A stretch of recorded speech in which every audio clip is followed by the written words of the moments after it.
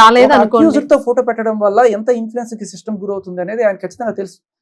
తెలియకే చుట్టారని నేను అనుకుంటాను. లేకపోతే ఇప్పుడు ఆవిడ A5 గా ఉంది పంజగుట్ట కేసులో. అది అయిన తర్వాతే ఆవిడ ఫోటో పెట్టింది. ఆ ఫోటో పెట్టగానే నెక్స్ట్ రోజు ట్రీట్మెంట్ మారిపోయింది. అవును, చేంజ్ అయిపోయింది. సో అది అదృచికమా నిజమో తెలియదు. జనాలు మాత్రం దే బిలీవ్ ఇన్ వాట్స్. జనాలకి ఇటువంటి నమ్మకం రావడం అనేది డిపార్ట్మెంట్కి మంచిది కాదు. అవును, డిపార్ట్మెంట్ మీద జనాలకి ఒక నమ్మకం ఉండాలి.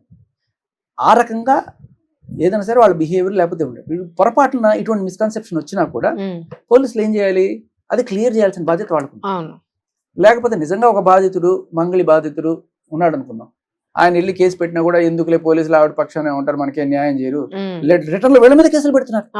ఎవరు ఆ హిమకాంత్ రెడ్డి అనే ఒక ఆయన, ఆయన ఏజెంట్ గా కొంతమందికి డబ్బులు ఇప్పించాడు. వీళ్ళ దగ్గర నుంచి డబ్బులు తీసుకొని రమావతి మధ్యకి ఈయన వేసేవాడు.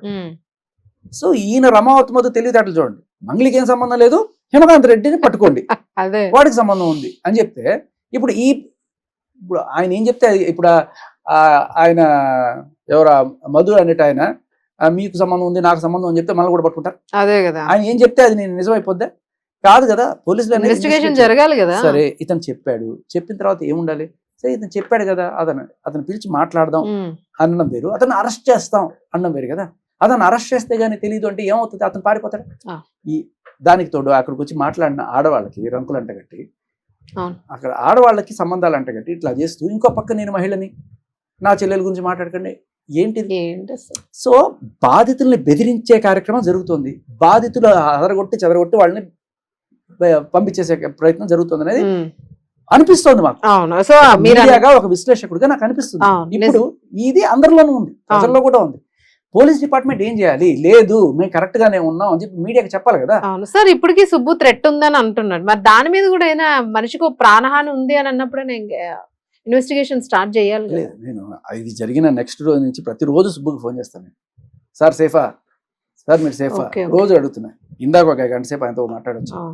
సో ఆయన ఏమి భయపడే రకం కాదు, గట్టిగానే గట్టి పెట్టినాం. So no problem. కానీ ఆయనకి సెక్యూరిటీ కూడా అవసరం. అందుకే డీజీపీ గారు చెప్పలేదు సార్, ఇలాంటి కేసెస్ చాలా చూసాం, మధ్యలో మాయమైపోయినా. అంటే ఇది వరకు సిస్టమ్ వేరు. ఇప్పుడు ఏంటంటే ఆయన మీద ఈగ వాళ్ళ మీదకి వస్తుందని వాళ్ళకి తెలుసు. ఎందుకంటే ఎఫ్ఐఆర్ అయింది, A5 గా మంగళి గారు ఉన్నారు కాబట్టి దే విల్ బి వాచ్ఫుల్. అటువంటి జోలికి పోరు. వేరే వాళ్ళు ఎవరు చేసినా కూడా వాళ్ళ మీదకి వస్తుంది. అలా ఉంటుంది సిచ్యువేషన్. ఇక్కడ పాయింట్ ఏంటంటే గవర్నమెంట్ వాళ్ళు అలాగే పోలీస్ వాళ్ళు వాళ్ళ చిత్తశుద్ధిని ప్రదర్శించుకోవాల్సిన టైం ఇది. నింద పడింది మీ మీద నింద పడింది. ఫోటో కావచ్చు, లేకపోతే బ్రిటన్ టెస్ట్ కావచ్చు, లేకపోతే ఒక డీసీపీ హిమకాంత్ రెడ్డిని మేము అరెస్ట్ చేస్తాం అని చెప్పి అనడం కావచ్చు. అంటే బాధితులనే మేము సతాయిస్తాం అనే స్టేజ్ లో ఉన్నప్పుడు ఈ 3 ఇన్సిడెంట్లు ఏం చెప్తున్నాయి, బాధితుల పక్షాన మీరు లేరు అనే ఇది వెళ్తున్నప్పుడు డిపార్ట్మెంట్ కి చెడ్డ పేరు రాకుండా ఉండడానికి అట్లీస్ట్ ఈ ప్రెస్ మీట్లు పెట్టారు కదా. అవును, ఈ డీసీపీ గారు ప్రెస్ మీట్ పెట్టారు, అలా ఒక ప్రెస్ మీట్ పెట్టండి. సార్ పంజగుట్లో ఆయన కేసు పెట్టాడు, ఆయనకి థ్రెట్ ఉందని, ఈ కేసులో మేము సాధించిన ప్రగతి ఇది, మేము వెళ్ళాము, వీళ్ళని ఎంక్వైరీ చేశాము, ఇగో మాకు తేలుతున్నది ఇది అని చెప్పండి. అసలు మీరు ఏ ప్రయత్నం చేయలేదని అనుకుంటున్నారు కదా జనాలు. ఎందుకంటే రిటర్న్ లో మీరు ఏమడుగుతున్నారు, ఆయన సాక్ష్యాలు ఇవ్వలేదు, సాక్ష్యాలు పోయి పాయింట్ నెంబర్ 1. అలాగే ఇక ప్రభుత్వం కూడా చొరవ తీసుకొని ఏదో ఒక సిట్టు గిట్టు వేయకపోతే ఉదాసీనత ప్రదర్శించారా, లేకపోతే ఈవిడ ఆ రేంజ్ లో ఎవరైనా ఇన్ఫ్లుయెన్స్ చేస్తుందా, అక్కడ కూడా ఎవరైనా ఉన్నారా? అది యాక్చువల్ గా మీరు అన్నట్టు ఆ పాయింట్ కి వచ్చేటప్పటికి ప్రతి ఒక్కళ్ళలో కూడా ఒక ఏమంటామో ఒక రకమైన ఫీలింగ్ వచ్చేస్తుంది. అంటే ఈ రకంగా ఇంత పెద్ద వ్యవస్థను ఇన్ఫ్లుయెన్స్ చేసేస్తే మరి అసలు నిక్కచ్చిగా ఉన్న వాళ్ళ పరిస్థితి ఏంటి అని ఖచ్చితంగా డౌట్ వస్తుంది. అదే పోలీస్ డిపార్ట్మెంట్ న్యాయం చేయడమే కాదు, మేము న్యాయం చేస్తున్నాం అనే విషయం జనాలకి తెలియజేయడం కూడా ఇంపార్టెంట్.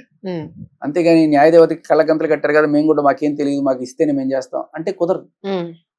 డిపార్ట్మెంట్ వాళ్ళ గౌరవాన్ని పెంచుకోవాలి, వాళ్ళు చేస్తున్న పనిని. ఇప్పుడు ఒక ఇన్వెస్టిగేటింగ్ ఆఫీసర్ గా నేను ప్రతి మీడియాకి చెప్పాల్సిన అవసరం లేదండి అనొచ్చు, రైట్, నా పని నేను చేసుకుంటా, నేను ప్రతిదీ ప్రెస్ మీట్ పెట్టి చెప్పను అనాల్సి. కానీ అది వేరే కేసులు. ఈ కేసులో ఇంత పబ్లిక్ ఫిగర్ కేసులు కాబట్టి మూడు వేళ్ళు ఎత్తి చూపిస్తున్నాయి. 1 ఫోటో విత్ సజ్జనార్ గారు, 2 బ్రితన్ లేసర్ విత్ సుబ్బు గారు, 3వది హిమకాంత్ రెడ్డిని మేము అరెస్ట్ చేస్తాం అని చెప్పి డీసీపీ గారు చెప్పడం. సో ఈ 3 కూడా బాధితులను మీరు చేస్తున్నట్టు అనే దానిలో మీరు మీ చిత్తశుద్ధిని చాటుకోండి, ఉమ్, రెస్పెక్ట్ పెంచుకోండి. అవును. ఎందుకంటే ఇవాళ ఒక న్యూస్ వచ్చింది, మీరు చూసారా లేదు, ఉమ్, పంజుగుట్ట ఎక్స్-సిఏ ఆయన్ని ఇవాళ గుంతకల్లో అరెస్ట్ చేశారు, ఉమ్, సిఏ గారిని అరెస్ట్ చేశారు. ఉమ్. తెలుసా మీకు? జస్ట్ ఇప్పుడే నేను కూడా చూసాను.